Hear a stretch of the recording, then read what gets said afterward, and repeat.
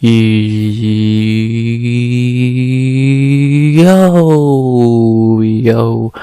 RX back with another recap of UFC 310 Rakhmonov versus Machado.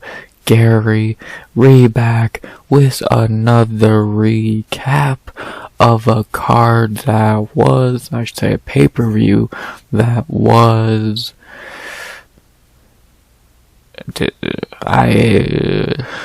shit. Yeah, this card was terrible. Like, I don't got really much good to say about it. Like, I think the early prelims were the best part. I think everything else sucked. Like,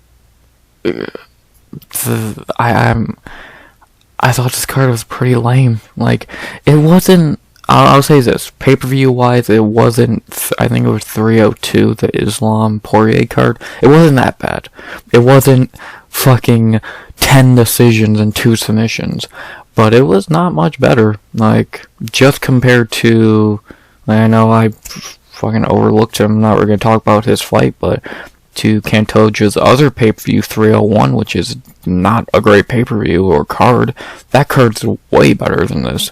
So, yeah, this card was just I guess, I don't know if I want to use the word disappointing. What would be the right term for this card? Lame. Yeah, I think lame would be the right term, because the main card was boring. The prelims, not the early prelims. The 4-fight prelims were meh, and the early prelims were the best part. The early prelims, the free part of the card on Fight Pass was the best part. That's sad. That's really sad if you think about it, but that's how the card was. I know, like, people can hype up this card. Like, I've seen people say, oh, it's an 8 out of 10, a 7 out of 10. For what? Like, the only things that I can give positive to were the early prelims, and the last 2 actual, well, not even. Luque was decent, and Ian losing was cool, but that fight kind of sucked. So, I was not a fan of this card. I thought it was really lame. And just not, but it's kind of fitting that the last pay-per-view of the year goes like this. It kind of sums up what this year has been pay-per-view wise. There's only been a few pay-per-views that have been good. 300, 30, what was Yuri per 303, I believe. 299 was okay if I remember. The Sphere was cool. And I think Izzy Drakus might have been okay. The rest are either shit or boring. So, like, and this is definitely in the boring category. I don't think this card was awful. Like I said, it's not 297, it's not 302 or whatever, but it's about the same as I would say for 309. It was lame. So, I don't know. I was not a giant fan of this card, but we still got to recap some fights, so enough rambling. Let's now dive deeper into the card and see why it was bad. So, outside of that, before I do that, please like, comment, subscribe. 100 subs was the goal by the end of the year, but let's be honest, we got 2 more videos next week, and then the yearly awards. I can barely get a subscriber, let alone 30, so if we end a year of 70, that's cool. I think we started with 30 something, so I'll fucking take it. I'm very happy with that. Thank you so much. And I'll say this in every video. Again, thank you. And I hope you enjoy.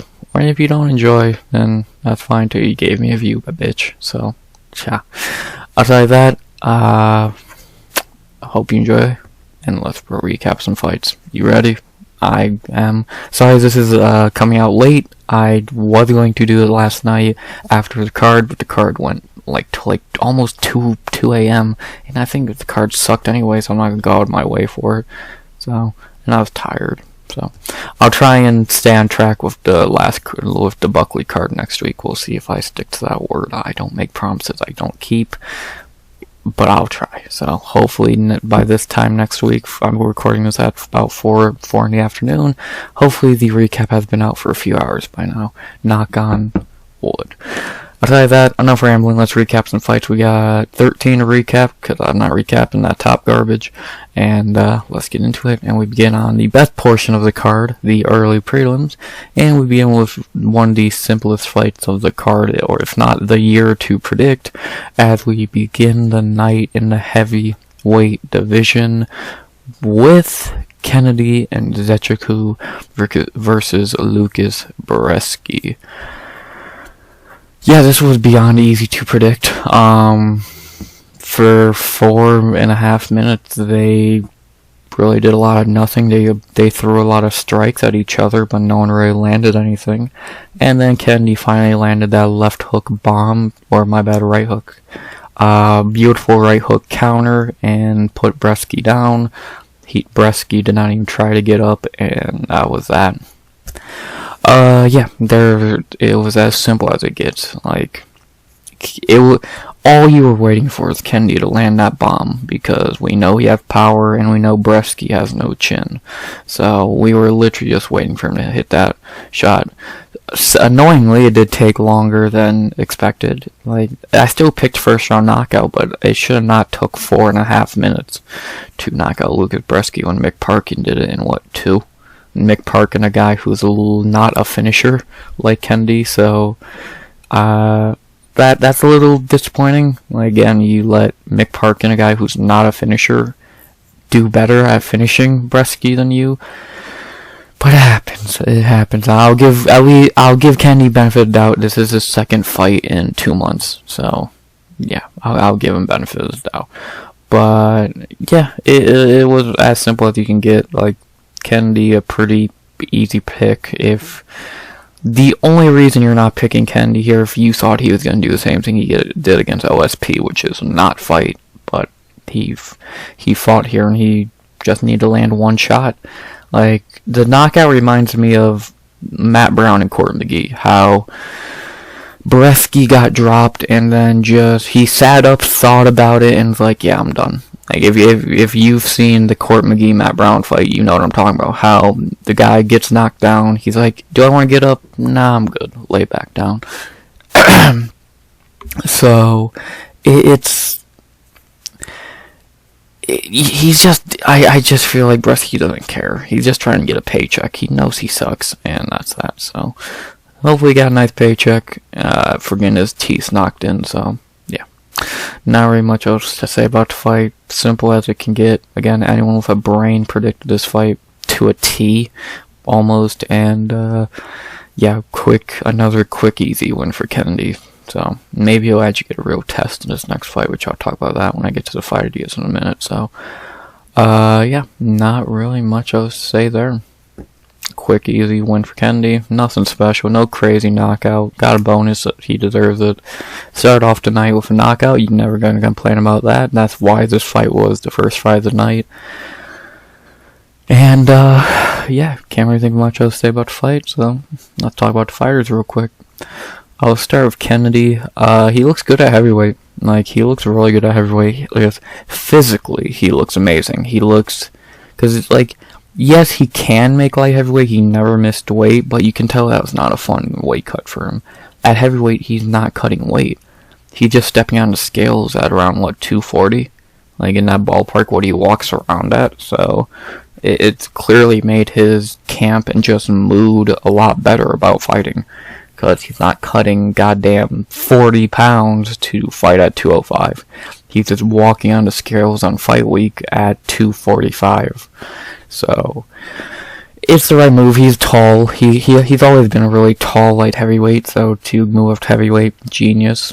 Like, 6'5", and only, 2 inches shorter than Volkov, who's ginormous. So, yeah, it's the right move for him, and I think he's interesting. I think he's a very intriguing prospect in the division. I've said for years, he has all the talent. We've seen that many times before. It's just he fucking falls short a lot. He did that at light heavyweight numerous times. The Dawoon Jung fight, a fight he should have won. Jung is not good. the OSP fight, I will always fucking haunt him. One of the biggest upsets of the year. The Jacoby fight, dude, who he should beat pretty easily. So, the only loss you can really say was justifiable was the Paul Craig one, because that was his debut. And even then, Paul Craig kinda sucks. I guess, Nagomarianu, most people think that's a robbery, so, yeah. But, sorry. I'm not coughing as much, so you don't have to worry about it. He looks good at heavyweight, is what I'll say. I do think he's an interesting prospect at heavyweight, which there are very few. Mick Parkin, Kennedy Nzechukwu, and I guess Waldo would be the three I would say. Outside of that, you're reaching for guys like Shamil Gaziev and the Tafa brothers and Martin Boudet, who suck. So, I'm intrigued to see Kennedy continue up the ladder at heavyweight. I think he should get a pretty good fight in the next one. Not a main event like fucking Rogan and all that we're talking about. Unless they gave him Derek Lewis, then a Kennedy-Derek Lewis main event would be fun. But I don't even think that's the fight they should do, so. But I do think he should get a top 15 fight, because the only guy outside the top 15 he could fight is like Martin Boudet, and I think that's a waste of fucking time, so. Yeah. Outside of that, I think Kennedy looks really good at heavyweight, and if he can stay consistent, if he can keep looking like he does right now, 236, my bad, I put an extra 10 pounds on him. If he can keep looking like this against, at heavyweight, if he can consistently look like this, which has been his problem of his whole career, I think he's an interesting prospect. I think he could be top 15. I don't think he could be top 10. I don't think he's going to be top 5 champion, whatever. Because I think guys like Curtis Blades would kill him. Tybura would probably beat him. He could probably beat like Lewis and Jairzinho, but he's not beating Volkov and Blades and Tybura. So yeah, but just to get in top 15 is cool. So maybe he could spring an upset against those guys. You never know. But that's down the road. Next fight should be top 15, but not that high in top 15. So. Outside of that, Kennedy looks good at heavyweight, and let's see if he can consistently keep looking like this. And then to talk about his opponent, Łukasz Brzeski, I have really nothing to say. I think it's time to let him go. 1-5 in the UFC, and that one win was one of the most sloppy, slow shit fights I've ever seen. How do you not cut him? Like, he's never even, like, being nice, he should be 2-4 in the UFC because he beat Martin Boudet. But even then, like, it's Martin Boudet. Trash. You lost to Carl Williams. That's a respectable L. Waldo Cortez Acosta. Fine. Mick Parkin. Very understandable. And Kennedy. He did his job. He showed up, lost to the good fighters he was meant to lose to, and got cut. I don't really see another reason to keep him, unless you really care about feeding him to a Contender Series guy or goddamn what, Justin Tafa. I think you cut him. 1-5 on paper, 2-4 if they didn't rob him. It's over. I just don't see a point to keeping him. He never should be in the UFC to begin with because his Contender Series fight got overturned, and he's just not that good. So. He's not even a heavyweight. Again, he's just fucking a dude who just has a little flab on him. He could easily be a light heavyweight, so. I don't know. He is trash, and I think it's time to cut him. But if they give him one more fight, he'll just be another knockout on someone's highlight reel, so. Yeah, not really much else to say. Besides that, only thing left to say is, who should I fight next? For Kennedy and Nzechukwu, I already have most fight ideas ready, because I already made sure I had fight ideas done. So this fight ideas won't take forever, but I think the best fight for Kennedy, the most logical one, would be Waldo. Waldo is ranked, I believe, 14th right now? Yeah, 13th. I think that makes most sense. It's you either have him fight Waldo, DeLima, Ty, or Lewis. I don't think you have him fight Parkin. Shamil is booked. It's one of these four, and to be honest, I think Derek should fight Parkin, and I think DeLima should. I don't even know why Ty is still in the UFC 5 in a row, but if they want to keep Ty around, then DeLima and Tuivasa, I think makes more sense, so I think that leaves Waldo wide open for an opponent. So, and I would like to see Kennedy and Tuivasa, but then who does Waldo fight? DeLima? He already did. So, I think Kennedy and Waldo makes the most sense. Because again, Parkin should fight Derek, and DeLima could fight Ty. Shamil's already booked, so I think Kennedy and Waldo makes the most sense. I think that's a really intriguing fight. They're kind of the same fighter. Like, they're very tall dudes with decent striking and power. Maybe Waldo would be a bitch and just try and take him down, but I guess we'd have to wait and see. So I think that's a good fight. I think that's an interesting fight, and I think it's a fight Kennedy deserves. Two wins in a row now. Let's see if he can make it 3 and beat Waldo, a guy who we've seen get beat before, and he's not that good anyway. So let's see it. Not very much else to say there. Of course, I think they should cut Lucas, and yeah, like I said, if they don't give Kennedy a ranked fight, then it's Martin Buday, which I still think's a waste of fucking time. So yeah. Outside of that, not very much else to say about this fight. Good fight to start tonight. Start with a knockout. Not gonna start much better than that. And outside of that, who should they fight next? I like Kennedy versus Waldo Cortez Acosta. I think that fight makes sense. I think that'd be an interesting fight, and I think Kennedy deserves a fight like that. So let's see it. Kennedy and Waldo. I'm very intrigued in that fight.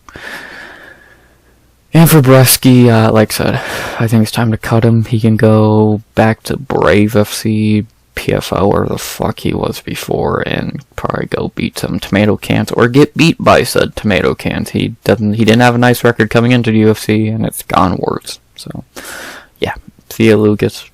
You had a couple nice highlights just for on a different fighter. So, yeah. Besides that, good one for Kennedy. I think he's very interesting at heavyweight, and I think him and Waldo would be a really good fight. So let's see it. Besides that, can't think of anything else to say. Good one for Kennedy and Nzechukwu to start tonight. After that, we head to our second fight of the night. My favorite fight on paper, and this fight was pretty good. I think this fight was pretty much what I expected it to be, but it was decent. As in our second fight of the night in the lightweight division, we had a fun fight between Chase Hooper versus Clay Guida. Yeah, this fight pretty much went as much as the world expected. Chase minus 1,000, 12,000, my bad.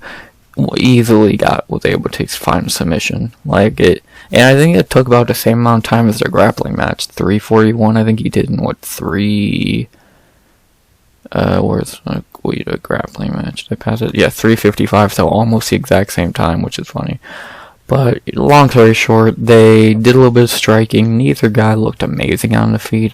Maybe Guida looked a little better striking, but overall neither guy looked amazing. And eventually, after a bunch of transitions and grappling, etc., etc., Chase was able to lock up an armbar because Guida gave him his arm pretty much on this weird ass takedown.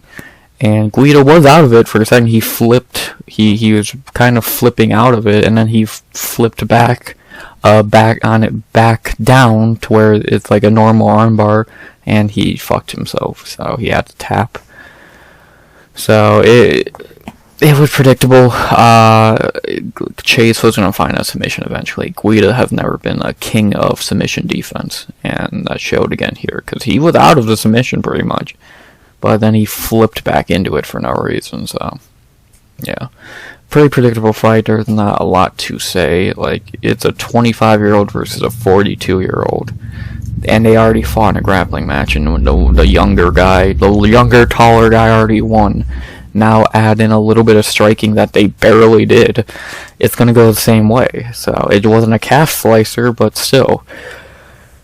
The UFC kind of fucked Clay here, but at the same time, he said, I swear I remember hearing him a few years ago say he wants to fight the young guys, and he got a young guy here.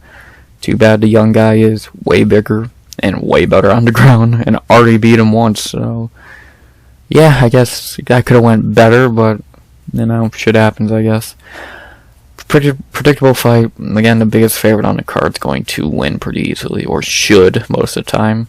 And yeah, I predict this to a T. Quick first round submission. Can't get much easier than that. Done, dusted. Simple fight, and not much else to say. To talk about the fighters, do I want to talk about Clay or Chase first? I'll talk about the legend first. There's not much to say about Clay. It's time to retire.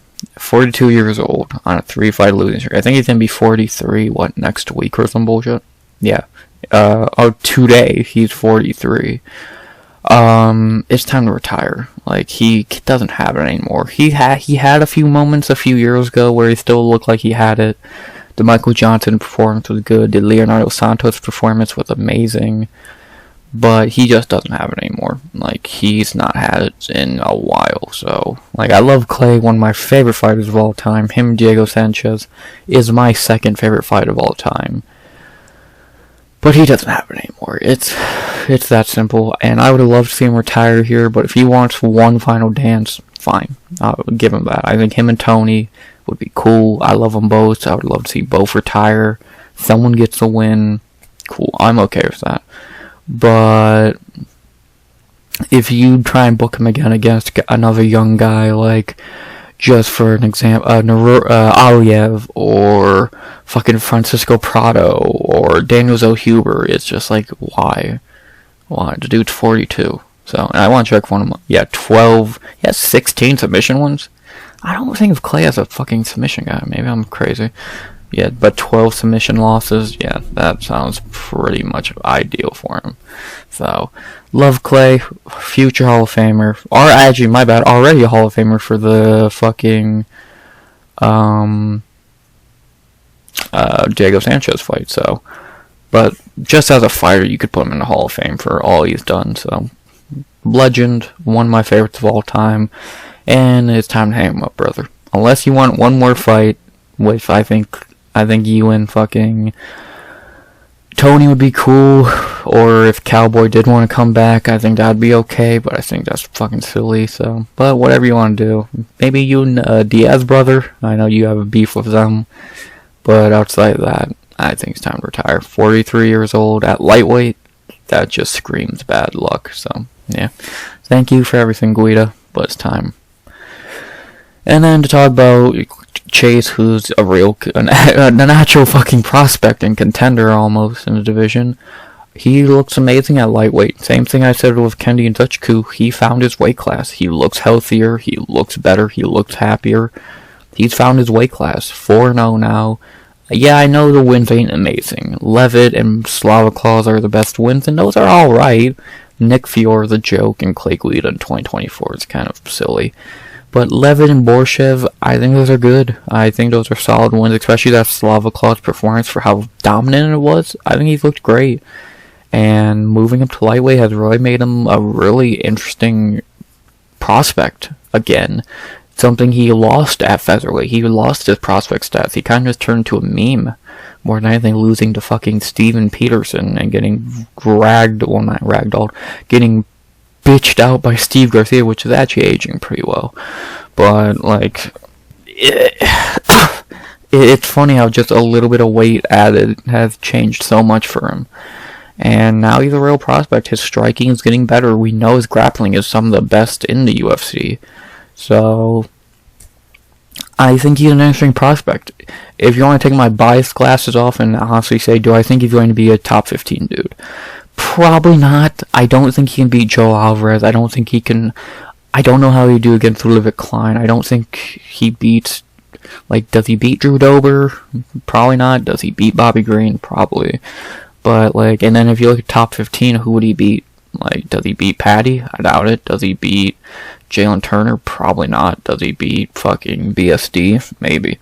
But, like, he's good. But I think he could be in that tier of Dober, Klein, Alvarez, close, where he's really good. He's really good outside the rankings, but he's just not that level of top. Like, Ignacio Bahamondes, perfect example. Lengthy dude who's really good, but he hasn't been able to crack that ceiling. So maybe Chase will be able to crack that ceiling and get in the top 15, but I would be pretty shocked. I would love to see it, but I would be fucking amazed. So hope it happens, doubt it happens, but I think Chase is good, man. I think Chase is good. I'm happy for the guy. He's a really cool dude. And let's see how far I can go at lightweight. 4 in a row now. His fucking best he's ever done. And we've seen him grow up in UFC, so kind of hard not to cheer for the kid.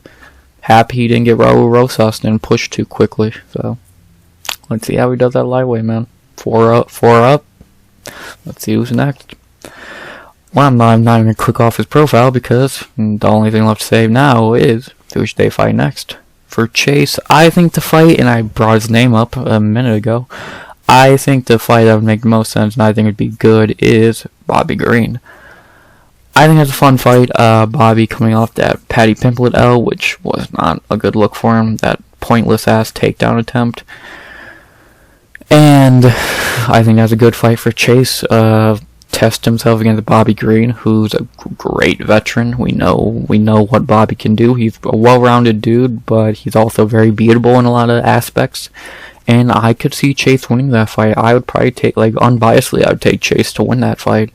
On the feet, he's a lesser striker, but he's so much bigger than Bobby. He could wrap him up like Paddy did, and a lot of guys have. So I like that fight. And besides that, who else would you have him fight? I think Ziam and Ignacio should fight each other. I think Klein should probably fight Benoit or someone like that in top 15.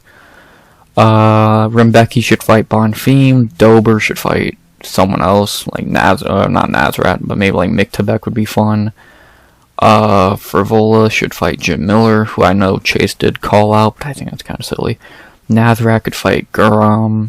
And outside of that, who else would you give Chase? Puelles is a step backwards. So, again, I know he called out Jim Miller, and that would be fun, but if Chase wants to prove himself as, a top a real, prospect, then beating Jim Miller does not do that.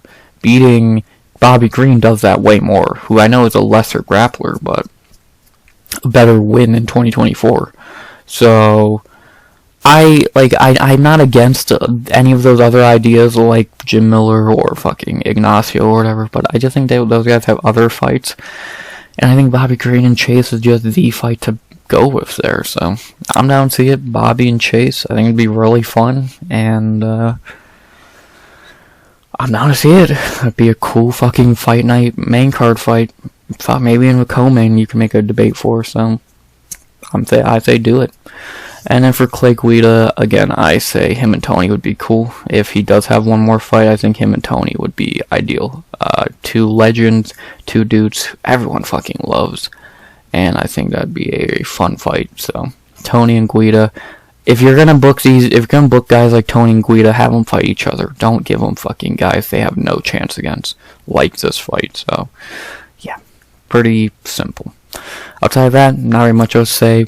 Quick, easy one for Chase Hooper, as expected. And who should they fight next? I like Chase versus Bobby Green or King Green.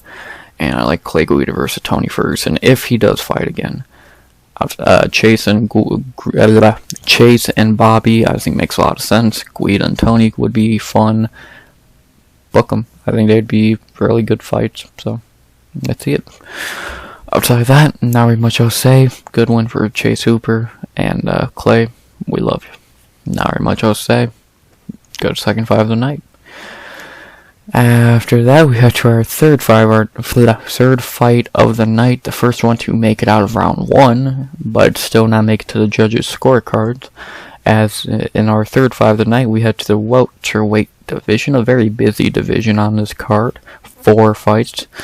But we gotta begin with the first one, and the one that was shockingly not the worst, somehow.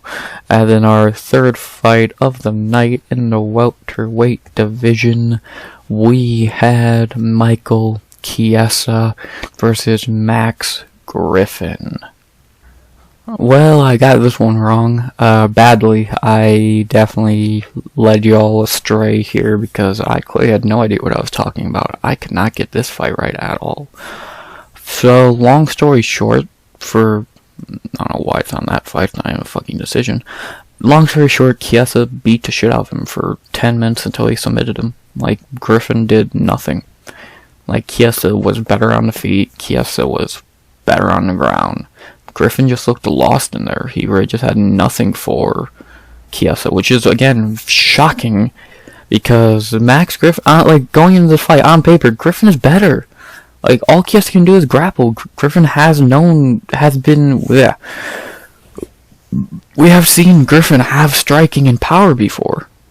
He didn't have any of that here. We've seen him have grappling before. He just beat Jeremiah Wells, who fucking is like a welterweight Marab. He just keeps fucking shooting takedowns. So, I'm shocked at how shit he looked here against a guy he, on paper, should beat. Like, I think he's better than Chiesa. I don't think much of Chiesa. But apparently Chiesa can turn back the clock and he's not shit anymore, so, sure. And I'm upset. It was just a bad prediction. It was a bad prediction. Definitely my worst call of the night.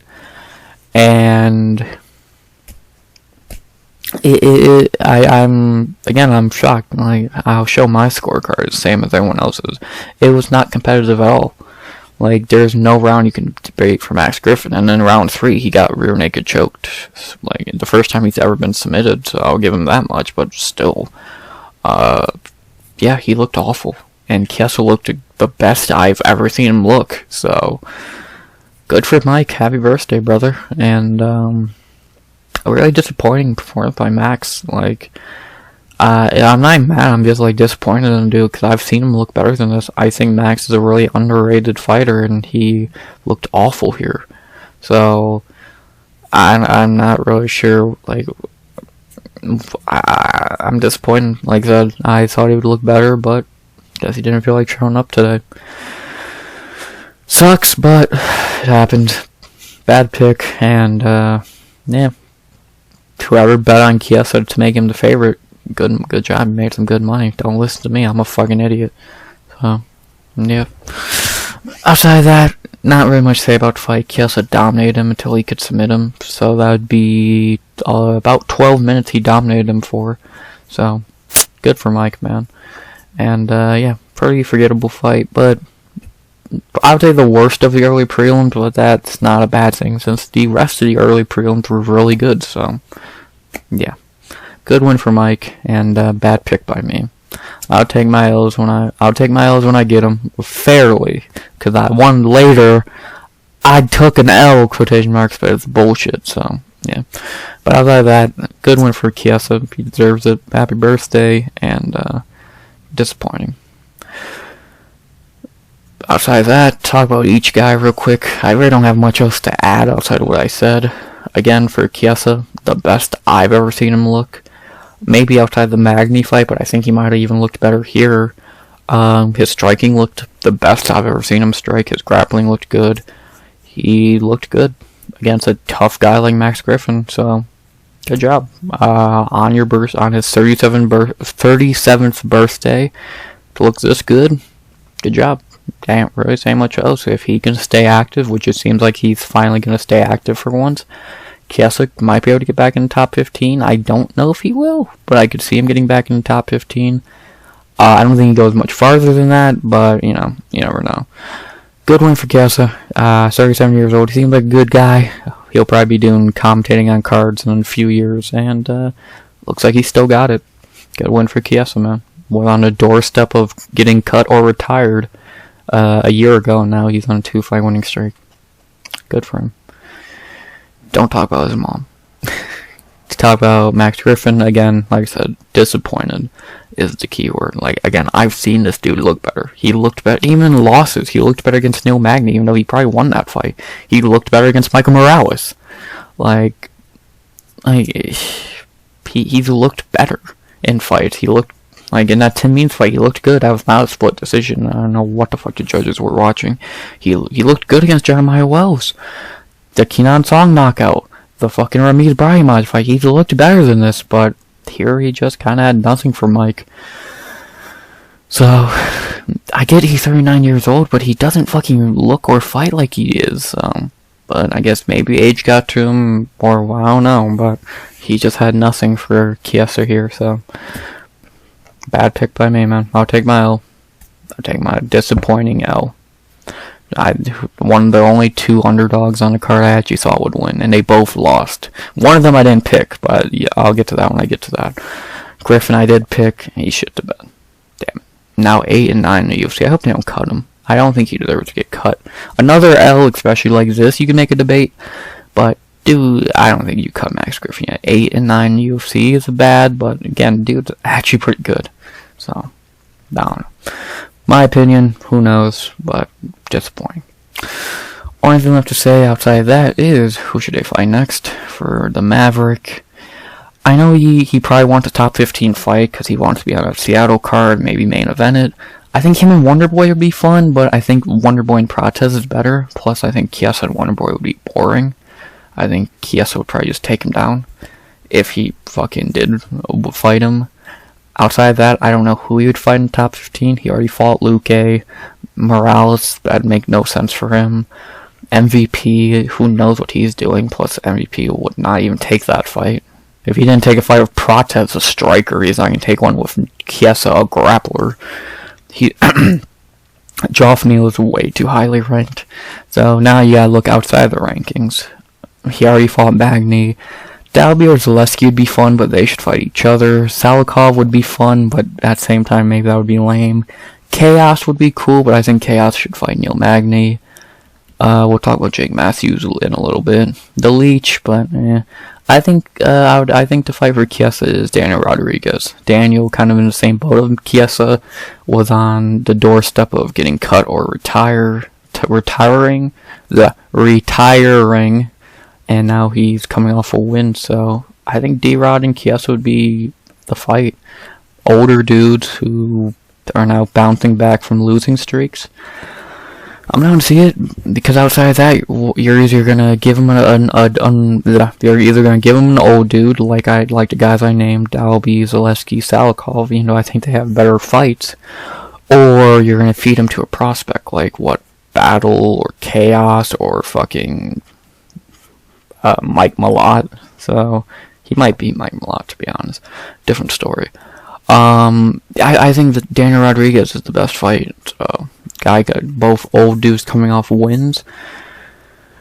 I think it makes the most sense. I'm down to see it. It would be a cool fight on that Seattle card in January, February. I think early February. But it might be January 20th.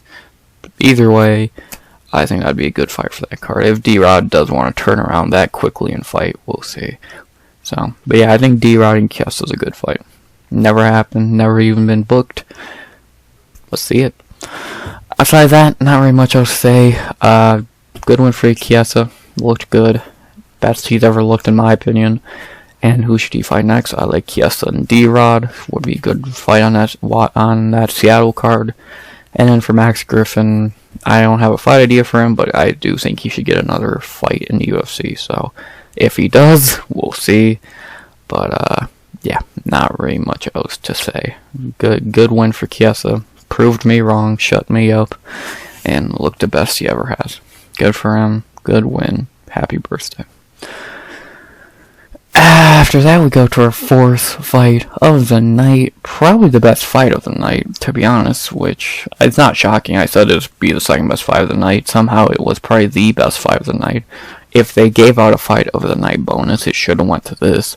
As in our fourth fight of the night, in the flyweight division, we had a fun fight between Joshua Van versus Cody Durden. Yeah, fun fight, as expected. When you see Joshua Van on the card, you know it's going to be a fun fight. And Cody Durden has been fun lately, so you knew this fight was going to be good, and it was. It was a very entertaining fight, but it's also kind of like the Nzechukwu and Hooper fight. You know, if you know these two, you know how this fight was going to go. And it went exactly as... I think I said it in the breakdown. Van's going to lose round 1 and then come back and win round 2 and 3, 29-28. You can go back and look. I'm 99% sure I said that word for word, or close to it, and I was right to a T. Van lost round 1. God damn it, verdict, you bum-ass site. Van lost round 1. Clear. I don't know what these judges watched. It was close, but I think Durden did better. And then came back in round 2 and 3 and dominated Durden. Easily a 10-8 in there, in my opinion. So, I've said before, Joshua Van is a flyweight Piotr Jan. he fights exactly like him. He takes round 1 off, he comes back in round 2 and 3 and beats the shit out of you. That's what he does. That's what he fucking did here. The same thing he did against Edgar Shirez. He took round 1 off, came back, won round 2 and 3. He does this every fight almost. Only fight he didn't do this was Charles Johnson, but that's because NRG is just really fucking good. So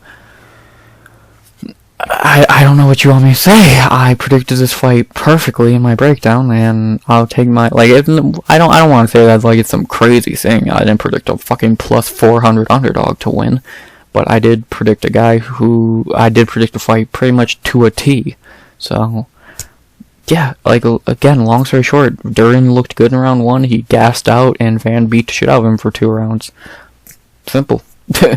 I can't put it in simpler terms because that's just what happened. So, good fight, simple fight, predictable fight, flyweights. The only good flyweight fight on the card. The only flyweight fight on the card. Wink. So yeah, good fight, good win for Van, and predictable. Aside of that, let's talk about the fighters real quick. Again, can't say anything else about Joshua Van. He's a flyweight Piotr Jan. When he's fighting at his best, he's amazing. Good to see him finally in the top 15. Let's see what he can do in the top 15. He's good, man. He's good. He's young. Yeah, it's crazy how young he is. He's only, 23? The only question mark in his game is his ground game, and we've seen that a little bit in these fights, and he's looked decent. So we know striking's great. He has good power. Got insane cardio. He just drowns these motherfuckers. So he's great. It's hard not to be a fan of Van. That rhymed. Dude's just really good. Again, Piotr Jan at flyweight.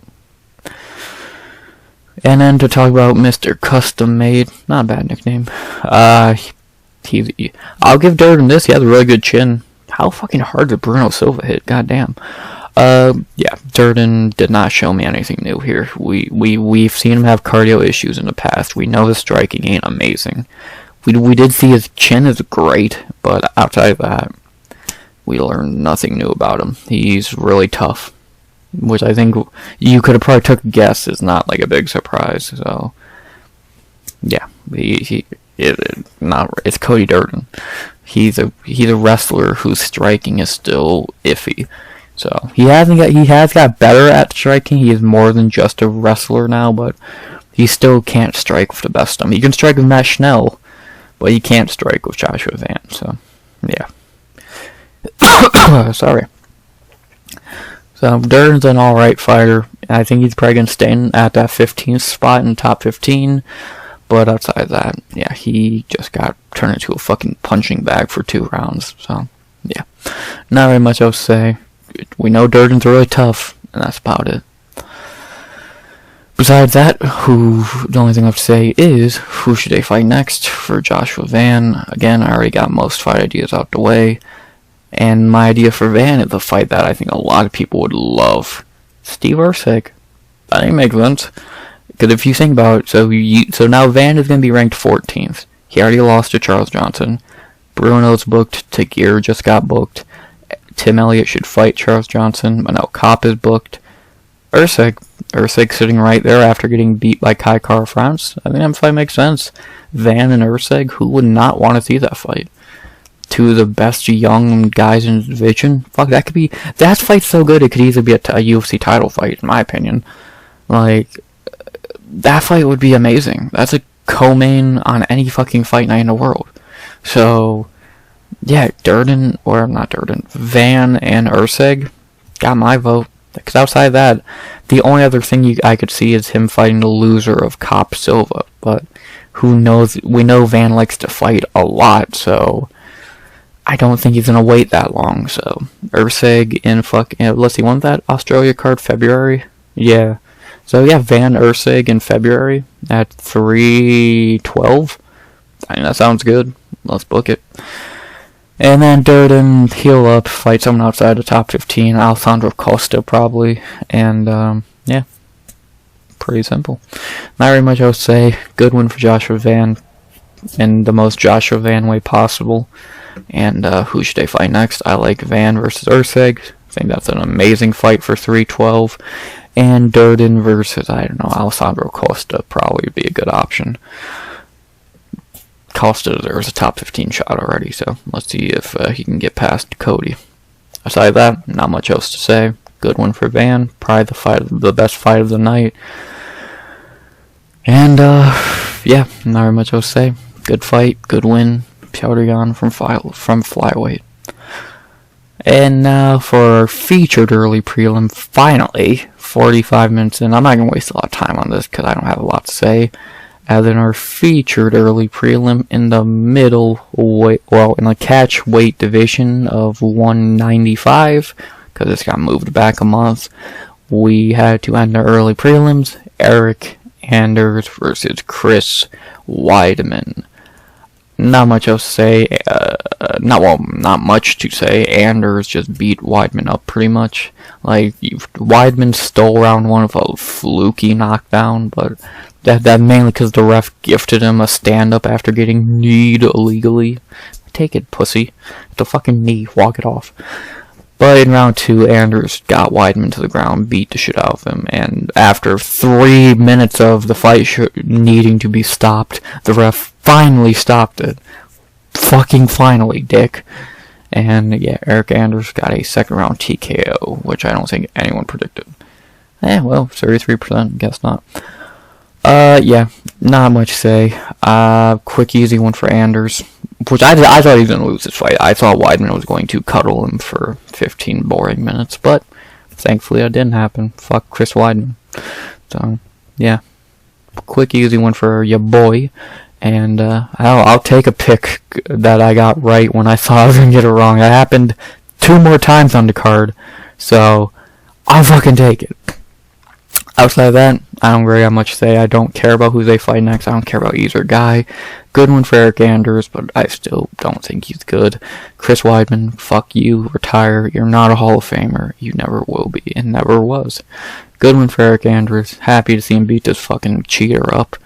And, yeah. Your boy got me a pick right. Thank you. Yeah, not much else to say. Early prelims, really good. As you can see, it took me 47 minutes to talk about them, which is the first. They were good. Like, these first 4 fights were really fun. Like, especially Van, Hooper, and Nzechukwu. Chiesa was alright. Eryk Anders was fun. I really enjoyed the early prelims. I thought they were great. So, I can't complain. Now we move on to the prelims, which were a really weird bag of boring, sad, and frauding. So, let's not waste any more time. We're already 47.5 minutes in. Let's get into these last 4 prelims. And we begin in the welterweight division with not your boy, with my boy, as we had Bryan battle versus Randy Brown. Yeah, for as much as he's my boy, he looked fucking terrible. Yeah, this fight was terrible. The first bad fight of the night. So, in round 1, Randy looked way better on the feet. He landed the better shots. He clearly took the round, I think. Verdict, why do you suck so bad? I gave Randy Brown round 1. I don't know how you don't give Randy Brown round 1. Clearly won it. Round 2 is when battle started to wake up. He really fought better in round 2. Easily his best round of the fight. Landed the better shots in the clinch and just held Randy on the cage. It was a good round for Bryan, and it was clearly 1-1 going into the third. In round 3, Battle, I think, did about the same thing he did in round 2, just a little less. And I think it was a clear 29-28 battle. I really don't know what Randy Brown did in round 3 to win it. He landed like 3 shots, if that. I think overall, I just think Battle landed the better shots in round 3, and he had a lot of hugging. I was gonna say clinch, but that's a sin. A lot of hugging control time, and I think Battle did enough to win. I've heard a few people say robbery, which I think is kind of insane. Yeah, clearly those are the rare minority, aka people who want to hit their Randy Brown parlay piece. Battle won this fight. There's really not much of a debate. Like, he looked like in the last 10 minutes, Randy did nothing. So, Like, I'm being honest, if I thought Battle lost this fight, you would know. Trust me, in the next fight, I think I got the pick wrong, but I'll take it. Battle won this fight. He did more in the last 10 minutes, so... I know he didn't do a lot. He mainly just hugged Randy on the cage. But that's still more than Randy did, so... Getting hugged or doing the hugging, which one are you going to give it to? So, yeah. I don't like my boy becoming a boring hugger. But he got the win. In a tough fight after missing weight. I'll take it. So, I'm not happy. I'm not impressed. I'm kind of disappointed in my boy. But... I'll take it. I'll take my dubs when I can get them. Happy for my boy, Pooh Bear, Butcher, whatever he is. And, I was not a robbery, and I think he should have looked better, but I'll take it. Good win for Bryan Battle against a very, very tough Randy Brown. Outside of that, not really much else to say about the fight, besides it was boring and not a robbery. So, now let's talk about the fighters, and we'll start with my boy, the Butcher. Bryan, this was definitely the worst performance of his career so far, outside of the Renat L. The worst performance his worst performance in a win so far. He looked terrible. Like, he couldn't really strike for Randy, which I expected that. I think I said in the breakdown, he needed to grapple here. But he couldn't even get him down. He could not get him down at all. And then the weight miss, his second time missing weight at welterweight. Not a fan of that, but don't do it again. 3 strikes and you're out. He did not impress me here at all. I thought he looked terrible. Again, I think that's the worst he's looked since the Renat fight. Like, he looked awful here, and the fight was boring. Like, the guy who went into Paris and beat the shit out of their boy turned into a goddamn cage hugger. I don't like that. I didn't like that from my boy. I don't want my boy is fighting like that. That's coward shit. But I'll give him. This is the first time he's done this. I'll give him a break. If you fight like this again, we're gonna have some conversations. You're gonna get some fucking boring allocations. But as of right now, I'll give him a break. Randy Brown's really good. And he's really tall and really hard to fight. So I'll give him a break. But you need to look better than this. I get this, your third fight this year. And I think this was even a little bit of short notice. But either way, don't do this again. Fight better. We've seen how good you could look. So look it. So, yeah, I think that was still really good. But I definitely think this hurt his stock a little bit. Before you could say his name in the same category of Morales and Prates, etc. Now it's like, okay, let's give him a minute. He's not ready yet. I think he needs one more fight before a top 15 fight, and I already got that idea in mind, so... One more fight. He's not ready yet, and this showed it. Plus, he has to make weight, so please do that. But, yeah, disappointed in my boy, but he got the win. It was boring, he had to go to some coward tactics, but just get the win. Simple as that. And then to talk about Rude Boy, not much to say. Like, he got hugged on the cage. It sucks, but happens. He really could not get off the cage. Battle's just that strong, apparently. And, yeah, Randy takes no. But this is just a Randy Brown formula. He's gonna win 3 more and then lose to another decent fighter. That's just what he does. He wins a few in a row, gets a tough fight, Jack Della Maddalena, Nico Price, Vicente Luque, and he loses. It's what he's been doing for years. He's gonna keep doing it. He's good. He's just like what I was talking about earlier. He's right on the cusp of the top 15. He just can't get in the top 15. He just can't beat any of those guys that boost him into the top 15. His best win is what, 40-year-old Zaleski, who's still really good, but it's like Zaleski and Chaos Williams are your best wins, and then you lose to fucking Nico Price and goddamn Vicente Luque. So, like, I think Randy Brown's really talented. He's really got using his reach. If this was just a pure striking match, he would have won 30-27. But he just couldn't get Battle off of him, so I still think Brown's really good. He's not that old. He's only 34. He has another good year or two left in him. A few good fights left. So he'll probably go on one more winning streak and probably lose around 36 years old, and that'll be that for him. So I think he's good, and this was a really tough test for Bryan. So, and he did a really good job of testing Bryan and making him look bad. So did a good job. Did a really good job. respect to Rude Boy. He's good. He's really good. Outside of that, I don't got much else to say. Besides, who should they fight next? For Bryan battle, I think the fight to make is a fun one, but also I think another little setup fight that he needs, and I think that would be Jake Matthews. I think that fight makes sense, especially after how underwhelming Bryan looked here. I think Jake's a good fight. He's a good test. A guy who's he's like Randy Brown. He's really good guy at testing these young guys. He's just not as tall and as good of a striker. So it should be a nice win for Bryan, especially it's fine. I'm doing this on purpose. Another Australian 312 is in February in Sydney, so knock. But yeah, I think that Jake Matthews and Bryan battle makes most sense. I don't think Bryan's ready for a top 15 yet. After what I saw here, he needs to make weight. He has to look better. So, like, the only other fight you can give him is Neil Magny, but he's not even top 15 anymore. So what'd be the point? So I think him and Jake Matthews is a good fight. Another good test for Bryan that he seems like he needs. So we'll see if they do that fight. We'll see how he looks. I think he wins that fight, hopefully a little more impressively than he won this one. And I think that's the fight he kind of needs more than anything. So we'll see if they do that. I think it makes sense, but again, let's see. And then for Randy Brown, you can have him fight a numerous number of guys. Like him and Mike Malott would be cool. Him and Oban Elliott would be cool. Him and Charles Ratke, maybe, if they want to get Randy back on track. You could feed the leech to him, but that'd kind of be lame.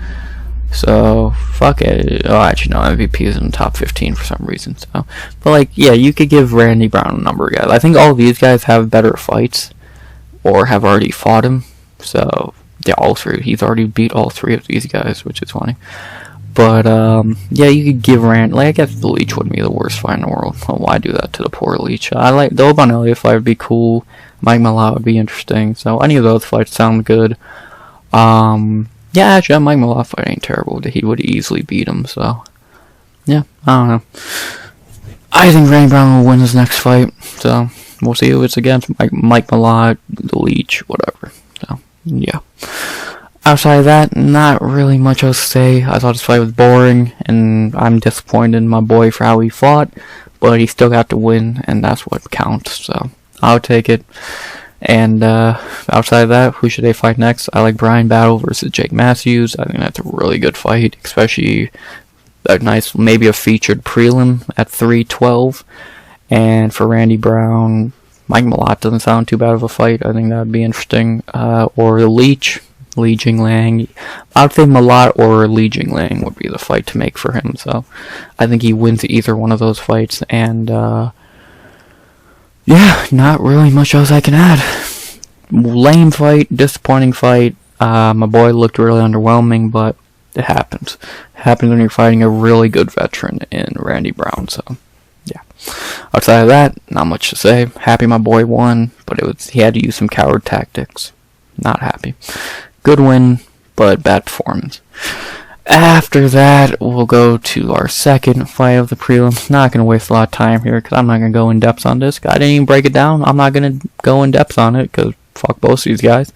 Then our second fight of the prelims, we had two featherweight for a boring fight between Movsar Evloev versus Actor Lame Shitling. Yeah, Evloev clearly won this fight. When I like, if you want me to be honest, again, I think I said in the breakdown, if I've said it on Twitter a few times this week, I thought Aljo would win this fight. I thought Aljo was better. In round one he was, but Evloev came back, easily won the second and third, and got the win, so. Boring, shitty fight. But it was so high level grappling. Why was it so low on the card? You saw why it was so low on the card. It was fucking boring. They threw like 5 strikes combined over 15 minutes. Fucking Joshua Vance throws that in a goddamn minute, dick. So, yeah, Joshua Vance threw more strikes in a round than these two threw over 15 goddamn minutes. Fuck these guys. They're not fighters. This is not fighting. This was two dudes trying to sniff each other's balls, which is goddamn boring. These guys are trash. Fuck Aljo, that acting loser. Fuck Evloev, that pedo loser. Fuck them both. This fight was a joke. But it was so good! It was high level. Good, you can fucking cuddle, pussy. Learn how to fight. Only other thing I'll add, I think Evloev should fight Yair Rodriguez. No, you don't deserve to fight Volk or Lopez. They're busy doing adult things. You can keep playing with Yair and fucking Arnold Allen and whatever. So, yeah. Evloev and Yair sounds good. I think Aljo and Lerone Murphy would be a good fight. I think that'd be interesting, so, yeah. Outside of that, not really much else to say. Fuck them both. A pedo and an actor. I went into a cage and had a fucking snooze fest. Shocker. Fuck them. After that, we go to our second to last prelim, our co-main event of the prelims, and probably definitely the best of the main prelims, the main four, as in our second to last prelim of the night in the welterweight division. We had a fight I got wrong, and most people did very badly, between Vicente Luque versus Themba Gorimbo. Well, Themba got fraud checked badly. Yeah, this was so Luque dropped him, Darce choked him, and went home. Yeah, Themba, you suck. Yeah, fraud check. The first of 2 tonight? 3, maybe? Yeah, disappointing. Disappointing from Themba. I thought he was something. He's trash. So, good for Luque. He didn't have to do a lot. He punched him once and blocked in a Darce choke. Quick, easy. Good for Vicente. I still don't think he's back. But, you know, whatever. What do I know? Clearly not a lot because I picked the dickhead to win. So, yeah, clearly a lot of people did lean Luque because Themba has dropped a lot of their favorite going into the fight. He was like minus 220 when I did the breakdown. Going in at minus 150, people saw something. And they saw what they wanted. Themba being a goddamn fraud. So, yeah, good for y'all. Good for Vicente and, Themba. Can Rock take the house back? You don't fucking deserve it. Whatever. I'll take my L here. Fraud. And, yeah, not much else to say about a 52-second fight. Quickest fight of the night. Whatever. Outside of that, let's talk about each guy real quick. For Vicente, I still am not going to say he's back. He beat a fraud in Themba Gorimbo. So, again, I don't know if he's back, but I'm happy for him. I still don't know how back he is. I kind of feel like this is the Edmund Shabazian curse, where after every win against a tomato can, oh my god, he's back! And then when he fights a real fighter, oh, well, actually, I guess not.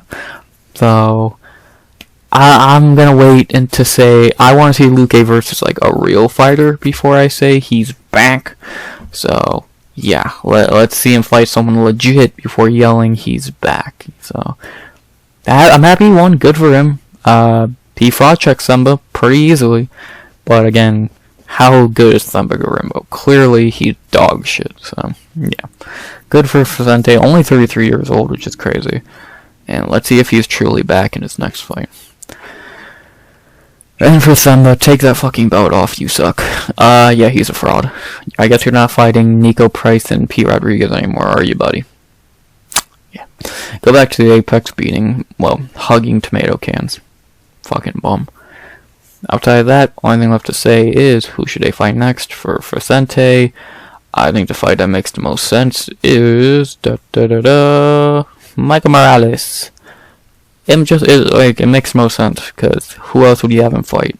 Prates should fight Wonderboy. Neal should fight Burns. Buckley is booked. Ian would not make a lot of sense. I think Luque and Morales. I don't really know who else you'd have Morales fight. You're not having him fight Prates. I don't see why you'd fight. Neal should fight Gilbert.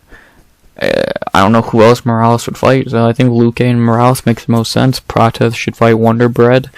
Neal fights Gilbert, and the only other guy is Ian, and Ian should fight Sean Brady. So, yeah, not really much to say. Or what are you gonna do, Luque and MVP for no reason? Like, who even knows what fucking MVP is doing? So, yeah. I say Luque and Morales. Let's see if he's truly back. Let's see him beat this prospect. So, who's not 33 years old, coming off his best win against Nico Price. So, yeah, Luque, Morales makes the most sense. Let's see it. No, I don't care who Themba fights in the Apex prelims. Could not care less. Outside of that, not very much else to say. Good one for Vicente. Quick fraud checking. Never going to complain about that. We needed another one for that list of frauds this year. I keep thinking I'm saying frogs. Nothing to do with frogs. You know, that'd be funnier. But no, we had another fraud on our list, and not the only one tonight. Trust me, but our first one tonight. And yeah, outside of that, good win for Vicente. I still don't think he's back, but let's see if he is in the next fight. In the next fight, in my opinion, should be Michael Morales. We'll see if they do that. That could be an Apex main event, in my opinion. I'd be down to see that. So, but that's a cool co-main at worst. So, yeah. Either way, I'm down to see that fight. I think it makes the most sense. So, let's see it. Luque and Morales. Let's see if he's truly back. Outside of that, I mean, it rhymes there. Good win for Vicente. Happy for him. And Themba, you're a fraud, bitch. Outside of that, good to see Luque win.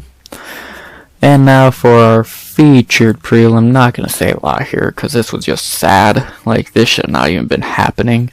As in our featured prelim in the light heavyweight division, we ended the prelims with Dominick Reyes versus Anthony Smith.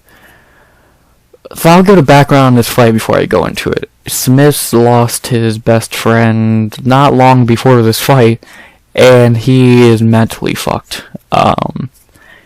He should not have been in there. Like, he was mentally broken in that fight. In this fight, my bad. His corner should have pulled him from this fight. They knew how bad he was mentally, and it was L cornering to even let him go out there. He was not meant to be in there. He's not mentally in fighting shape. And that was L cornering. It's not the first time Anthony Smith's corner has failed him, by the way. We gotta go back to the Glove Teixeira fight where his teeth are turning into goddamn gummies and falling out? No. So, I just think that a real corner would have pulled him from this fight. So I'm really disappointed in his corner. Mark Montoya with the Factory X, I believe is they should have done better by Anthony Smith because he did not even fight. Like, Reyes just did whatever the fuck he wanted for 2 rounds. So the only reason this fight didn't end in minutes is because Anthony Smith is really tough. Outside of that, this fight was just sad. A broken man was fighting was not even trying to fight back. Like, I think commentator said it best, and I thought of this at the same time during the fight. It's like he's trying to feel something. It's like he's so broken, he just wants to feel something. And I think he felt it. He felt a lot of punches to the fucking head, so if he wanted to feel something, he did. So I feel bad for Anthony. He never should have been in there. And I do feel bad for Dominick as well, because this win is getting overlooked because he fought a guy who shouldn't even been in the cage. So, kind of a double whammy. One guy should not have been in there. The other guy beat him up, which kind of dickheadish. So, it's just bad all around. I feel bad for Dominick. His win's overlooked. I feel bad for Anthony. He should not have been in there. And just bad all around. Good one for Dominick. Happy to see him on a 2-fight winning streak, but definitely kind of the side note of the fight. So, yeah. Sucks, but it happens. Outside of that, not very much else I can say about the fight. It was just sad. So, yeah. But besides that, let's talk about each fighter real quick. We'll start with Anthony, since he probably retired. I don't see him fighting again after what he said in the post-fight and how he was reacting. Maybe he gets one more fight, it would be cool, but if not, enjoy retirement, Anthony. You deserve it. I've never been a fan of you. I thought you were kind of a delusional weirdo, but whatever, man. You had a decent career. You fought for the belt. was around forever. You're probably going to be a commentator. You got your podcast for Bisbing. Go enjoy all of that. Enjoy retirement, brother. Sorry for your loss. For your loss, not the fight, for your friend. And enjoy retirement, man. And then for Dominick, not much to say. He beat up a broken man. That's barely a win. I'm happy for him because he is on a 2-fight winning streak. And it's funny, he beat 2 guys from the exact same camp. So I guess they don't like Dominick as much there. But yeah, that's kind of a whatever win. Kind of like, it's cool to see him on a 2-fight winning streak. But let's be honest, what water are you going to put into this win? Not a lot. So yeah. Sad and kind of just like meaningless to an extent. So good for Reyes, but also weak. So yeah, not much else I can say. Happy for Dom. And outside of that, the only thing left to say is who should they fight next. For Reyes, I think the logical fight is actually a rematch. No, not with John Jones. Even that'd be interesting. With a guy most people thought he lost to, Volkov, Uzdemir. It's the most logical fight. Because outside of that, who do you have in fight? Azamat, no, we book him in Krylov. Johnny's booked with Bogdan. And then he should not fight any of these guys. So the only like, I think him and Volkov rematching would make the most sense. Again, Krylov should fight Azamat. Walker's fighting Bogdan. Smith just retired. Menafield makes no sense. And then everyone from 7 and up, it doesn't make sense for him. So I think him and Volkov makes a lot of sense. A rematch, that would be interesting, since a lot of people from what I remember don't think Dominick won that first fight. A lot of people think that was a robbery, if I remember correctly. And so let's see the rematch. 2 guys, maybe we'll get a knockout this time. There will be no debate afterwards. But I guess there's only one way to find out. So I'm down to see this rematch. Volkov, Reyes. Let's see them run it back. Let's see who's actually better, since people don't agree on that decision. I did not watch that fight. That was 2021? Oh, 2019. I was a casual at that point. So yeah, I'm down to see a rematch. So let's do it. And then for Anthony, if he did fight again, who should he fight? I would like, the meme side of me wants to say Bogdan Glushkov. I think that'd be the perfect retirement fight. But if we're being honest, I have no idea who he fights. Like, what are you gonna give him? What, you gonna dig up Gustafsson or some bullshit? So I don't know who you'd fight. I think this is the fight to go out on. Enjoy it. You're not gonna get anyone more.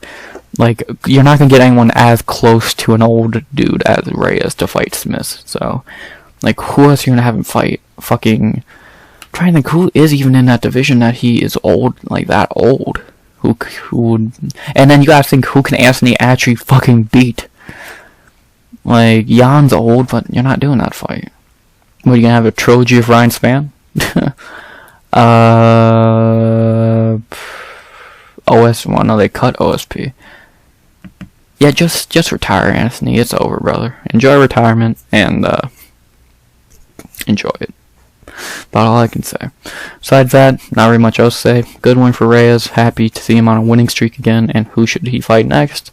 I like Reyes and Volkov rematching. I think that makes sense. So let's see it. Not very much else to say. Good win for Dom. Let's see him rematch Volkov. And enjoy retirement, Anthony. Enjoy retirement. Not really much else to say. Good prelims.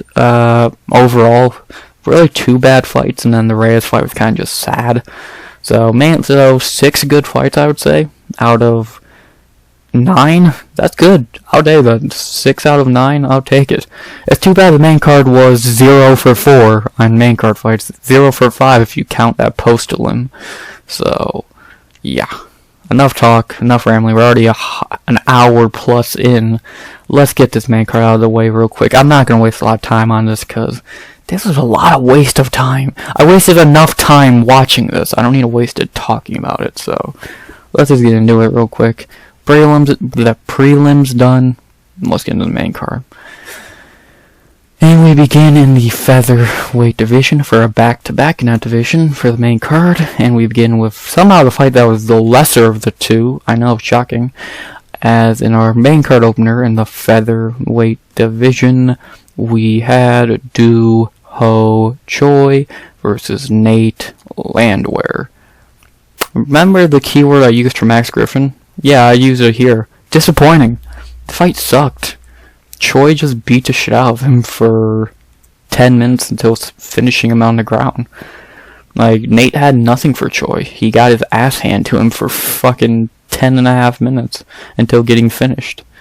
God, fuck you, verdict. Yeah, like, this is the second time Nate has been on a pay-per-view and the same thing happened. He just didn't fight. He didn't show up. He did the same thing against Dan Ige last year, and he just did not show up. He got his ass handed to him. Like, Choi just was better on the feet, dominated on the ground, made Choi look like goddamn Khabib, and it was not a fight. So, this was meant to be the fight of the night, fight of the year contender, and all it was Duho Choi beating up a guy who did not fight back. Like, I can remember one thing, I can think of 2 shots Landwehr landed. He landed like a spinning elbow that clipped Choi, but didn't hurt him, and a knee to the body. That's it. That's the only thing he fucking landed in over 10.5 minutes. Like, just boring. It was just a beating. It was nothing special. Like, this fight, if without any of the hype, would have been fine, but with the hype of it being what it was meant to be, yeah, this sucked. So, I don't got much else to say. This fight was trash. Like, I'm happy for Choi. Like, same thing I said with Dominick Reyes. It's cool to see a guy who was on a losing streak. Kind of thing I said with Chiesa. Like, man, this is the card for guys who were on losing streaks bouncing back. But, like, just like with Reyes and Chiesa, it's cool to see a guy who was on the retirement or cut door back in the winning streak column, but, like, this fight sucked. So, like, cool, happy you won, but at the same time, it was really lame. So, I'm not really sure what else to say. Disappointing from Landwehr. Not even Choi. Choi did nothing wrong. Landwehr just didn't fight, so not really sure what you want me to say. Lame fight, disappointing fight. Nate, you gotta stop doing this on pay-per-views, bro. You gotta stop doing this on pay-per-views. Can't really think of anything else to say about the fight, so let's get into the fighters. I'll actually begin with Nate to train. Again, he looked terrible here. He didn't fight. He didn't fucking fight. And again, it's just like the Yannick fight. It was on a pay-per-view, and he didn't show up and fight. He looked terrible. I can't say he looked terrible, because you gotta fight to look terrible, so, like, again, like, does he just get the fucking pay-per-view jitters? Like, what the fuck's wrong with this guy? Like, against Ige, I get it. Fine, Ige's really good, whatever. Why the fuck are you showing up and not fighting Duho Choi? I get Choi's good, but it's like, dude, you should be at least hitting him. You hit him twice, from what I remember. So, it's just really disappointing shit from fucking Nate. Like, and like, let's be honest, I know as much as you do, Nate's not good. He's just a fun, crazy fighter. But like, dude, he can look better than this. He can look way better than he did here, and he didn't. So, like, he's a fight night guy. He's a guy you put on the fight night, featured prelim, main card, whatever, to have a fun fight, win or lose. You can't put him on pay-per-views anymore. He clearly doesn't show up. Like, you put him on 2 pay-per-views now, and they've been the 2 worst fights of his career. Every other fight, he's got a bonus, or he's got at least finished. So, I don't know what you want me to say. So, he can't fight on pay-per-views. It's that simple. So, I like Nate. I'm gonna be excited to watch him fight again, but he's just not that good. And then when he shows up and doesn't fight, he makes himself worse. So, I like Nate to train, but he shows up on pay-per-views. It's annoying. Second time, though. Against a lesser opponent. You gotta do better, man. Gotta do better. And for Duho Choi, not much to say. Just like I said, Reyes and Chiesa, it's good to see a veteran get back on a winning streak for his first time since 2016. His last winning streak was his first 2 UFC fights. First 3 UFC fights, my bad. That's fucking insane. I like Choi. I think he's really good. Do I still think he's the contender that he was in his first run? No. I don't think he can, like, let's be honest. Do you think he can beat Lerone Murphy? Dan Ige? Maybe. He might beat Giga, he might beat Bryce. Does he beat Edson? That'd be a great fight, goddamn. And then I think there's a few unranked guys that might beat him. Fucking Chepe Mariscal, Steve Garcia, Sean Woodson. So I think Choi's good. It's good to have him back, but I think he's going to float around that same tier of Garcia, Chepe, Feely, Algio, Billy, where he's good, but he's not going to be a top 15 guy. I don't see him as a top 15 guy. From what I've seen since he came back in his first 3 fights, I've not seen a top 15 guy. I've seen a good fighter, well, at least in his last 2 fights, but I've not seen a top 15. It'd be cool. I'd be happy to see Choi in top 15 again, but I don't see it. I truly just can't see it happening. So I hope, kind of the same thing I said with who did I say it was? Someone else earlier on the card, but I just don't see it. So it'd be cool. Again, it was Choi Super. It'd be cool. I'm a fan of Choi, but I don't see him as a top 15. So prove me wrong. He's only 33, which is insane. So let's see if the Super Boy can fly into the rankings one last time. But yeah, outside of that, can't really think of anything else to say about the fight nor fighters. So let's get into the last part, fight ideas. And this one I got for Choi is really interesting. I think it'd be a really good fight. And that is Nathaniel Wood. I think that's a really good fight. Like, Wood's another guy who's never been able to break into the top 15. Choi was in the top 15, but I don't know if he can break back into it now. I'm down to see it. Wood and Choi. Pause. That sounds like a hell of a pause. It sounds like a good fight. I think Choi has passed the point of where he needs to fight guys like Feely or fucking Juicy J, but I don't think he's got to the tier of fighting Sadiq Youssef or Dan Ige. I think Nathaniel Wood's a perfect fight for him. Perfect. If he wins that, he can get a top 15 fight. But I think he needs one more fight.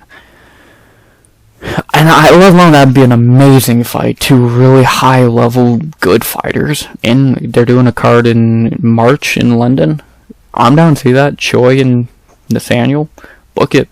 But there are other options for Choi. Again, you got Feely and Erosa, but I feel like those are pretty much steps back almost. Because Harris would be dope, but kind of seems like a step back. Zalal, no. Sadiq, I think Sadiq should fight Chepe. So I think Nathaniel Wood and Duho Choi's the fight. There's other options, but I think that's the best one. So hopefully they do that. I think it'd be great. So yeah. And then for Nate to train, there's options for him. Like, you got he never fought Bill Algio, I don't think, so that'd be fun if they wanted to do that. Morgan Charrier would be fun. So either one of those 2 would be fun. Kulabau would be a fun fight. So just book him in fun fights. Kulabau, Charrier, what have you. So yeah, I think any of those options would be fun. So let's see it. Outside of that, not really much else to say. For disappointing fight to begin the main card, this should have been better. And outside of that, who should they fight next? I like Choi versus Wood. I think that'd be a banger. And Landwehr versus, I guess, Josh Kulabau wouldn't be terrible. I think that sounds like a fun fight, so let's do that. Why not? Choi. Good to see you back, man. Good to see you back winning. 33 years old and make one last run, brother. And Nate, just have fun fights. No more ranked fights, no more pay-per-view fights. Just stick to fight nights. Outside of that, let's see those 2 fights booked. Choi and Wood, Landwehr and Kulabau. And let's see what happens. I have no idea who I'm picking between Choi and Wood. That should be a pick'em fight. I hope they do that. It would be so good. Outside of that, forgettable fight. Happy for Choi. That's about it. For disappointing way to begin the main card. It didn't get much better. So, yeah. Good for Choi, at least. After that, we go to our second fight of the main card. I'm not going to waste a lot of breath on this, because why was this even on the card? Then in our second fight of the main card, staying at featherweight, we had Bryce Mitchell against Kron Gracie. Why did this even happen? Bryce was beating him up pretty easily for the first 2 rounds. Eventually, he got tired of Kron trying to fucking have sex with him. Elbowed him in the fucking cheek, knocked him out, and that was that.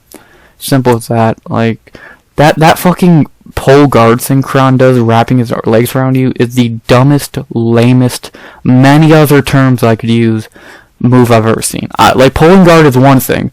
You're wrapping your legs around him like you're fucking married. What the fuck are you doing? Learn how to fight.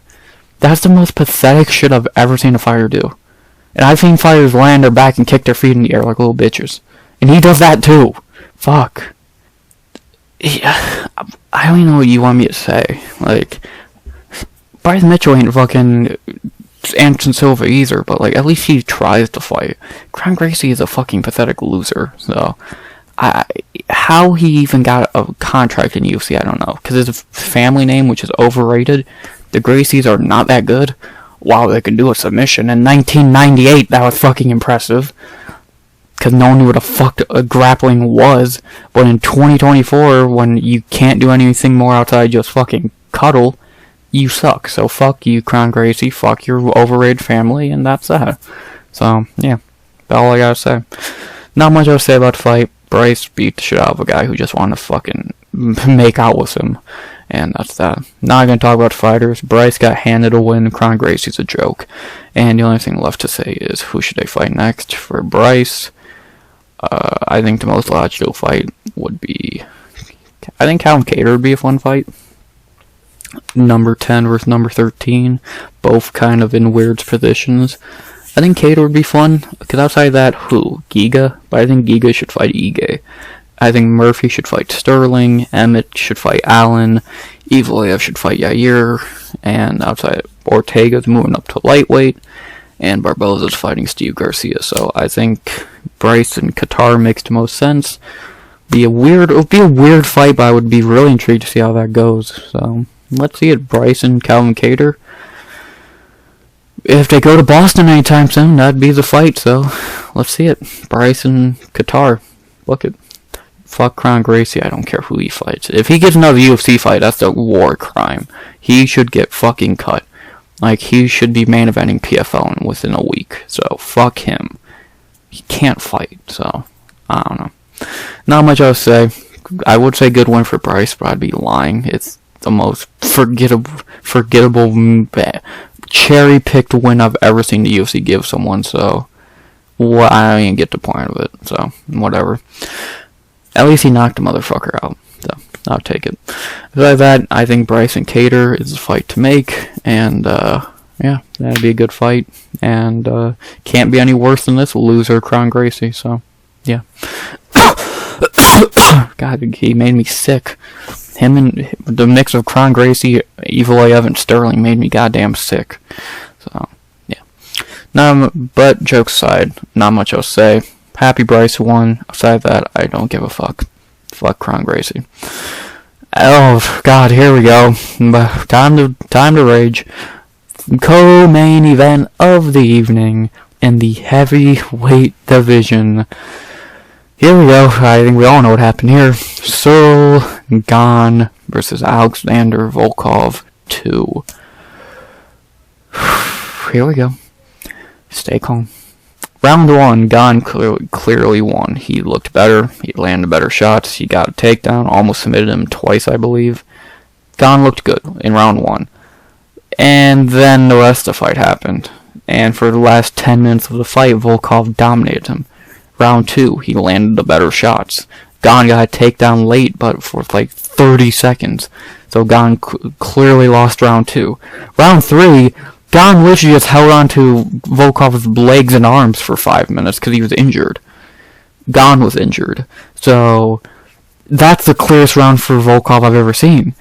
How the fuck do you give Gane this fight? Of course, I don't need to tell you this was a robbery. They gave it to Gane. How do you give this fight to Ciryl? He didn't do shit after round 1. In round 2, the only thing anyone actually remembers from that round is him eating a spinning back fist. He didn't do anything else. He got a takedown, I think. And late, again, 30 seconds left. And then round 3, he literally just held on to Volkov. There was no flying fucking chance in hell that Gane won this fight. You're a fucking idiot. You're a fucking idiot. Eryk Cologne, a guy who I've seen judge a lot. He's not that great. He got this right. Everyone on Earth got this right. Volkov won this fight. Clearly. It's not, oh, well, it was close. It wasn't close. This was one of the worst robberies of the year. There's no... Gane knew he lost. Volkov knew he won. Dana knew Volkov won. I think he gave Volkov his win bonus. He was talking to him after the fight. Everyone knows Volkov won this fight. So, I don't know what you want me to say. You want to know the most fucked up part? This was the best fight on the main card. I think, out of the 4 fights, I'm not counting that fucking title fight, quotation marks, because that was a waste of time. This, I think, was the best fight on the main card. And it was not that good of a fight. I will say this was better than their first fight. A, it was 10 minutes shorter. B, it was a lot more action and exciting. Their first fight was a normal, boring Ciryl Gane fight. This was actually fun. At times. I thought this fight was a lot better than their first. And again, probably the best fight of the main card. It's too bad it got ruined by a bullshit robbery that no one agrees with outside of 2 dipshits named Camicho and... what was the other? That Adelaide Bird dipshit. So... I don't know what you want me to say. Okay fight. Too bad the judging was fucking horrific. There's no chance in hell Gane won this fight. Watch round 2. What the fuck did Gane do outside to get spinning back fist and get a takedown late? Nothing. So it was bullshit. It's fucking bullshit. And I'm not gonna say this is a Dana White robbery. This ain't like Paddy Pimblett, Jared Gooden. This was bad judging. Which again, Dana, at the same time, you could fix judging whenever. We don't mind. You fixed the 12-6 bullshit. You fixed the gloves, even though you fucked them up worse. Just fix judging. Reffing is one thing. Judging is so fucking bad. So bad. So, fix this bullshit, Dana. Fix it. And not just the judging. Fix what you do with the winner, with the guys here. So, I don't know what you want me to say. I truly fucking don't. So, yeah. I'm not gonna go in depth on the guys. Gane's trash. We all know this. Volkov somehow is getting better as he gets older. So, I don't even know how that's possible. And, yeah, heavyweight's a joke. So, yeah, great. But I will give out a low fight idea, because I do have at least one for Ciryl. I think he should fight the winner of Jailton and Spivak. I think that makes most sense, because the winner of that will be one win away from a title shot, I think. So, yeah, Jailton and Spivak would make most sense, because Pavlovich is fucking kind of done. Blades needs a win. And so, yeah, I think the winner of Jailton Spivak would make the most sense to fight Ciryl. Or Volkov, either one. But I think Volkov should fight whoever comes out with the belt. Well, the heavyweight championship is going to be kind of in a weird spot for about another year, because if they do this fight, the winner is probably going to fight Pereira. So they're kind of in a really fucky spot right now, which I feel bad for Volkov, because he deserves a title shot. But at least I think one of these two should fight the winner of this fight. So, yeah, maybe that's just my opinion, but I think Gane should fight the winner of Spivak Almeida, and Volkov should wait and see what the fuck happens with all of this bullshit. So, yeah. Besides that, not really much else to say. Complete robbery, but sadly, probably the best fight on the main card. So, yeah, fuck Gane. He's not good, but I will give Gane his flowers. Even he knew he lost that fight.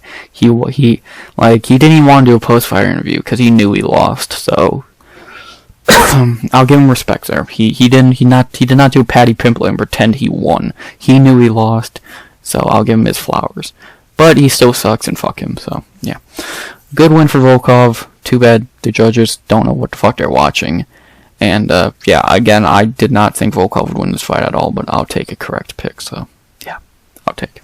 Besides that, good one for Alexander, Drago, and, fuck Ciryl, and those judges. Last, and certainly not least, the main event of the evening in the welterweight division to see who beats up Bumlaw Muhammad.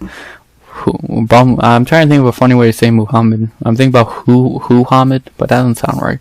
Bumlaw we'll go with for right now. And then our main event of UFC 310, the last pay-per-view main event of the year. We ended the night with Shavkat Rakhmonov versus me and Macucko Garry, who gives a fuck. It finally happened, the cuck lost. Hallelujah, baby. Was it a good fight? God knows it's fucking boring. But man, watching the cuck lose made it worth it. Shavkat dominated, clearly winning the first, second, and fourth. People pretended like this fight was close. It wasn't. Being nice, you can give Garry round 5. He won round 3 for sure. Round 5 if you're being generous. I'm not. Fuck him. Shavkat won 4 rounds. Even if you give Ian round fucking 5, doesn't matter. Shavkat won 1, 2, and 4. So, yeah. Was it a good fight? Fuck no. It was goddamn dreadful. Shavkat pretty much just... There was maybe like 5 good punches or shots landed. A spinning body kick by Shavkat. A right hand over the top in round 1. I think Ian landed a nice counter or 2, and that's about it. That's about it. And like they just fucking cuddled. Well, Ian did almost get that rear naked choke late. So, but even outside of that, nothing fucking happened. So, terrible fight, but the cuck lost. So, good, fuck him. I'll take it. I'm happy with that. I don't care if it was the worst fight ever. Ian Garry losing, it makes it completely worth it. So, I'll take... You gotta take your good with your bad sometimes. You can't just take the good. You can't just have your cake and eat it too. You gotta have a little bad on the side. So, yeah.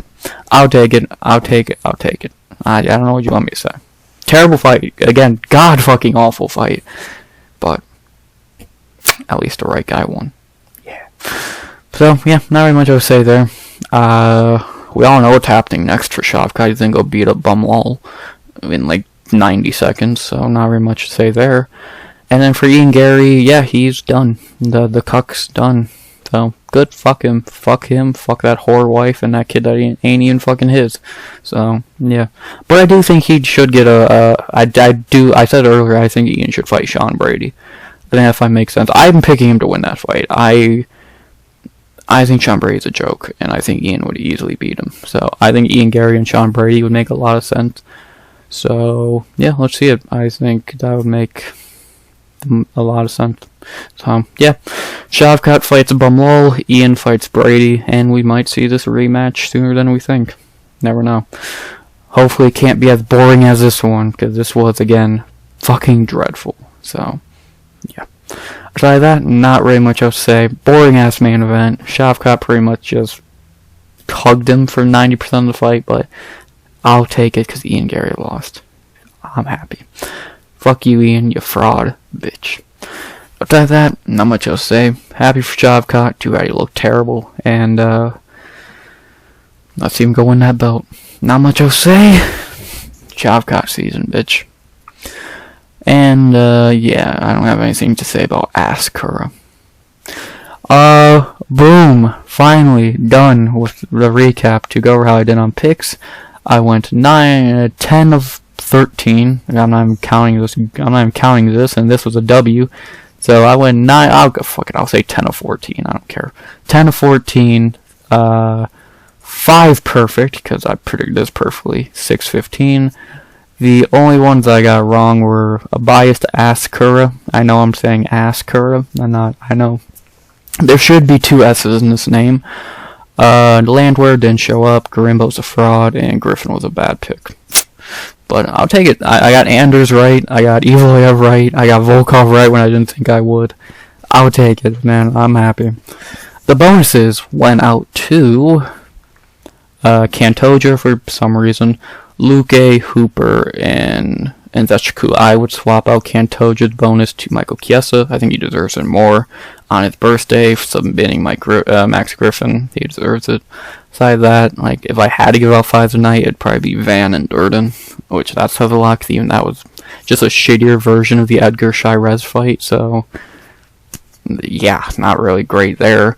But, yeah, no one else really deserved a bonus. Like, Reyes, that fight was sad. Choi, that fight was boring. Bryce, that fight shouldn't even happened. Oh, and robbery of the night. Definitely go to the Volkov, so yeah, I would say Chiesa, Luque, Hooper, and Nzechukwu deserved bonuses, and that's about it. And lastly, if you missed the card, well, should I say you should go back and rewatch? I'd say the 4 early prelims, they're all good fights. Luque, and if you want to watch the Shavkat beat up Ian, yeah, I don't even want, because I wouldn't even rewatch that. Yeah, you might just stop at Luque, you don't need to watch the main card. Like, if you want to watch how bad this robbery was. So, like, these are, if you want to watch these, you can. Just expect nothing good. So, I would say the whole early prelims for Vicente Luque, and an honorable mention to Gane and Shavkat if you want to. That's your choice. But, yeah, I would only rewatch probably the prelims portions. So, I'll take it. Thankfully, I'm doing my fucking rewatches for the end of the year rankings. I don't have to rewatch Gane and Volkov. I just saw it. Thank fuck. I don't have to rewatch any of this shit. Card sucked. 3 out of 10. Not being nice. The early prelims carried. That's sad. Whatever. It was our final pay-per-view, and just like most of the other pay-per-views this year, it sucked. So it seems like a fitting end. But yeah, I'm done rambling about this shitty card. It's been fucking over 9. It's been 100 minutes now. So yeah, I'm good. I'm done talking about this garbage. So yeah, now we look forward to the final card of the year. I don't know if that's a good thing or a bad thing at this point. UFC Tampa Covington versus Buckley. I'm excited. That's a decent card. That's a really decent fight night. You got that. You got Colby. You got Yanez. You got what the fuck else is on that card? Josephine Kunatson, I know. A few, mainly good fights on that card, so go Billy Q and Cub Swanson is going to be a banger. So just a lot of really good fights on that card. It's a fun fight night to end the year. Colby Covington on a fight night in 2024, what the fuck? That's not right.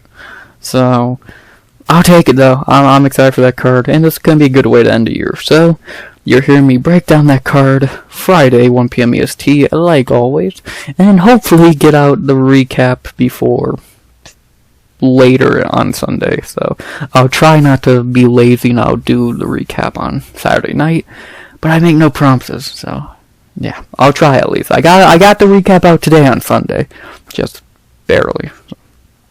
I try. This card sucked. And it was so fucking long. Pause. It went to like almost 1:40 in the morning. God damn it. I didn't feel like talking about it, so fuck you. But no, I'm happy I got this out on time. Well, on Sunday at least, and I hope you enjoyed it. So, again, only 3 videos left this year. Breakdown, recap, and end of year awards. So, let's enjoy it. Let's enjoy what time we have left on this earth in this year, and see what happens next week to end the year. So, hope you enjoyed the video. Please like, comment, subscribe. 100 subs was the goal by the end of the year, but hopefully it will hit that goal next year. 70 is cool. Like I said, I'll take 70. Can't complain. Thank you for that. Thank you for watching. And unless I'm forgetting to say something, again, sorry for getting this video out late, but I highly doubt any of y'all care if any of y'all even watched this far or watched it at all. But either way, thank you. And as always, RX finally out. Good vibes only and always.